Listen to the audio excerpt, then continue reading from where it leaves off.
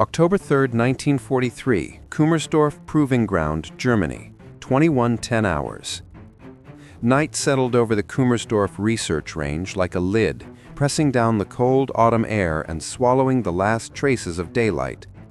The forest around the proving ground stood silent, broken only by the low hum of generators powering Block 7, one of the Reich's most restricted testing facilities.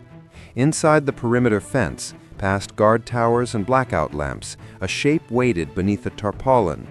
Round, compact, almost toy-like. And yet every man assigned to watch it kept a hand near his weapon. The object had arrived 3 nights earlier in a sealed train carriage from Krupp's experimental works at Hillersleben. No markings, no paperwork, no official designation, only a handwritten instruction attached to the crate. Zu testen. Keine Fragen. For testing, no questions. Under cover of darkness, technicians now moved with careful, almost ritual precision as they prepared to uncover the prototype. The senior engineer on duty, Dr. Ernst Halden, signed the last page of the security log, then nodded to the guard detail. "Open it," he said quietly. 2 men stepped forward, gripping the heavy canvas and peeling it back inch by inch. The object beneath emerged slowly. Smooth steel, curved from every angle, painted in a dull gray-green that reflected no light. A sphere with narrow viewing slits, a tiny entry hatch, and 2 spindly, almost fragile stabilizer wheels mounted at the rear. The Kugelpanzer, the ball tank. A single-man rolling armored vehicle whose purpose even Halden couldn't fully explain. Rumors in the facility suggested it was intended for reconnaissance. Others whispered it was meant for radio cable laying near the front lines. A few believed it was part of Himmler's obsession with unconventional battlefield machines. Whatever the truth, no one asked openly. Not here, not with SS inspectors making unannounced visits. The Kugelpanzer sat on the concrete floor like a steel egg, motionless, absorbing the dim yellow bulbs above it. At a distance of 2 meters, it looked harmless, almost absurd. But up close, the hull's thickness became clear. The viewing slit was barely wide enough for 1 pair of eyes. Inside, a compact 2-stroke engine, underpowered but quiet, waited to be tested for the first time since shipment. "It's smaller than the reports suggested," one guard muttered. Halden shot him a warning look. "We don't speculate, we collect data." A test driver approached, Gefreiter Otto Kandler, barely 20 and already nervous. He wore a padded helmet and thick gloves to protect against the engine's heat. His breath fogged the cold air as he examined the sphere. "It moves? How, sir?" he asked. "Rotation. The hull itself rolls. Think of it as a steel wheel with a man inside." Kandler swallowed hard. "And the purpose?" "Classified." The young soldier climbed through the small hatch, contorting his limbs until he fit into the cramped interior. The door sealed behind him with a metallic click that echoed faintly across the test hall. Too loud for comfort, too final. Halden watched the Kugelpanzer shift slightly as Kandler adjusted himself.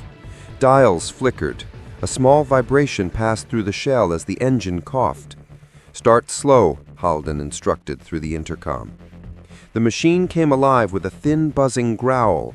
The sphere trembled, rocked, and began to roll forward, hesitantly at first, like a child learning to walk. The main hull rotated while the stabilizer wheels scraped against the concrete, guiding direction. Floodlights were switched on, illuminating its path across the test track. Engineers scribbled notes. Guards watched with tense fascination. The Kugelpanzer gathered speed, 1 meter per second, 2, rolling with surprising steadiness despite the crude suspension. Then, halfway down the track, the engine sputtered. A metallic clank sounded from inside. The sphere wobbled, veering slightly left. "Kandler, report," Halden called. Static. No reply. The Kugelpanzer rolled another meter, listing awkwardly, then stopped dead. The engine cut out. The lights inside flickered off. Silence returned to the hall. "He may have clipped an internal bracket," Halden said, stepping forward. but something in his voice betrayed uncertainty. He signaled the guards, "Open it." As they approached, a faint scraping sound sounded from inside the sphere. Not mechanical, not rhythmic, something else. The guards froze. Halden raised a hand for silence. Everyone listened. The scraping came again, slow, uneven, as if something inside the Kugelpanzer had shifted, or someone. "Kandler?" Halden called. No answer. A cold draft swept across the hall as a distant door slammed shut, though no one had touched it. The light overhead flickered once, then steadied. The men exchanged glances. No one moved. The Kugelpanzer sat still as stone, yet the scraping continued, soft but unmistakable. Something inside the sealed steel sphere was moving. And whatever it wasn't answering. October 3rd, 1943. Kummersdorf Proving Ground, Block 7 Test Hall, 21:18 hours. For a moment, no one breathed. The Kugelpanzer sat motionless under the harsh overhead lamps, a smooth metal sphere that should have been silent, powerless, empty. Yet the scraping sound continued, a faint dragging whisper from within the hull, as if something were shifting against steel. Dr. Halden felt the hair rise on his arms. "Open it," he repeated, though the order came out lower than intended. The guards approached cautiously, boots echoing across the concrete. The sphere's viewing slit was dark. No silhouette, no movement beyond the narrow cut. They reached the hatch, positioned the release bar, and counted under their breath. On 3, the bar twisted with a dull metallic snap. The hatch groaned open an inch. Warm air drifted out, rank with fuel, oil, and sweat. Another inch. A low thud sounded inside the hull. One guard flinched back, raising his rifle. "Hold your fire," Halden snapped. "It's cramped inside. He may have fallen." The hatch swung open fully, revealing Gefreiter Otto Kandler slumped against the interior wall, helmet askew, eyes shut. His breathing was shallow, too shallow, but present. "Get him out," Halden ordered. But as the driver was pulled free, Halden noticed something else, a smell. Not the sharp scent of overheated machinery, but something bitter, metallic, like scorched wiring mixed with ozone. Inside the Kugelpanzer, the small engine compartment was intact. No fire, no fluid leaks, no damage to the control rods. Yet the main power leads, the ones feeding into the hull's rotational frame, were warm, far warmer than the brief engine run should have produced. Almost hot. He knelt inside with a flashlight. The interior steel bore faint streak marks, thin, curved lines, not made by boots or gloves, as if something had scraped in a broad circular motion around the inner arc of the hull. "Collision marks?" an engineer suggested. Halden shook his head. "Too uniform, and he never accelerated enough to generate this force." The driver, now lying on a stretcher, stirred weakly. His lips moved. Halden leaned close. "Kandler, what happened?" The young soldier swallowed, eyes still shut. I heard someone," he whispered. Halden froze. "Inside?" "Behind me, inside the hull, moving." His voice cracked. "Breathing." Murmurs rippled among the engineers. One of the guards crossed himself quietly. Halden dismissed the team with a sharp gesture, trying to regain control. "The machine is sealed," he said firmly. "Hull thickness is 25 millimeters. No compartments, no crawl spaces." He experienced disorientation inside a rotating structure, common in enclosed prototypes. But even as he spoke, his own certainty wavered. Kandler's pulse was elevated, his skin clammy. His pupils contracted rapidly when exposed to light, signs more consistent with fear than motion sickness. And then came the second anomaly. "Doctor," an assistant called from inside the hull. "Sir, this wasn't here earlier." Halden stepped back inside. The assistant pointed to the inner surface near the viewing slit. At first, it looked like residue, dust or soot, but under the flashlight beam, the pattern sharpened. 4 parallel streaks, evenly spaced, drawn downward as if by fingertips tracing steel. Except the marks weren't superficial smudges. They were etched into the paint. "He did this," the assistant said, though his tone made it clear he didn't believe it. Halden stared at the marks. Fingertip wide, human-shaped, but too deep. The paint was gouged clean, the underlying primer scratched. "The hull shook on its own," Candler whispered suddenly from the stretcher. Halden turned. The young driver was trembling now. "When the engine stalled, something pushed the shell from inside." One of the guards muttered, "These machines come from Hillersleben. You know what they test there." Halden snapped, "Enough!" But the guard's words lodged in his mind. Hillersleben had a reputation. Unofficial experiments, unconventional prototypes, designs requested directly by the SS Development Office, machines no one fully understood, machines that arrived without explanation, machines that vanished without record. Halden straightened and closed the Kugelpanzer hatch. "The test is postponed. We will inspect the drivetrain and hull integrity. Document everything." The men dispersed reluctantly. The hull lights dimmed as generators cycled down for midnight power saving. Halden remained alone beside the spherical vehicle, its surface reflecting a faint shard of lamplight. He glanced at the viewing slit, dark and narrow like an unblinking eye.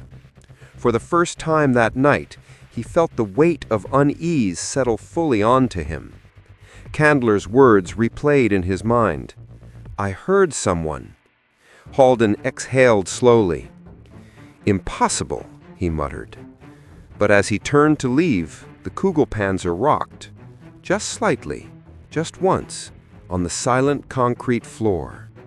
No engine, no driver, no wind, just movement. A tremor so soft that it could be dismissed as settling metal, or something inside adjusting its position. Halden stopped. He did not turn back.